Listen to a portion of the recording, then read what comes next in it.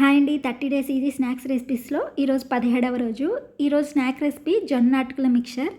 జొన్న అటుకులు హెల్త్కి చాలా మంచిదండి. ఈ మిక్చర్ని ఎలా తయారు చేయాలో చూద్దాం. ముందుగా కడాయిలో జొన్న అటుకులను వేసి మంటను సిమ్లో ఉంచి కలుపుకుంటూ క్రిస్పీగా అయ్యే వరకు వేయించుకోవాలి. వేగాక ప్లేట్లోకి అటుకుల్ని తీసేసుకోవాలి. అదే కడాయిలోకి నూనె వేసి కాగాక పల్లీలు వేసి వేయించుకోవాలి. పల్లీలు వేగాక పప్పులు, వట్టిమిర్చి, కరివేపాకు వేసి వీటిని కూడా కాసేపు వేయించుకోవాలి. ఇవన్నీ వేగాక ఇప్పుడు ఉప్పు, పసుపు, కారం వేసి ఒకసారి అలా వేయించి వెంటనే జొన్న అటుకులను వేసేసి బాగా కలుపుకోవాలి. అంతేనండి, జొన్న అటుకుల మిక్చర్ రెడీ.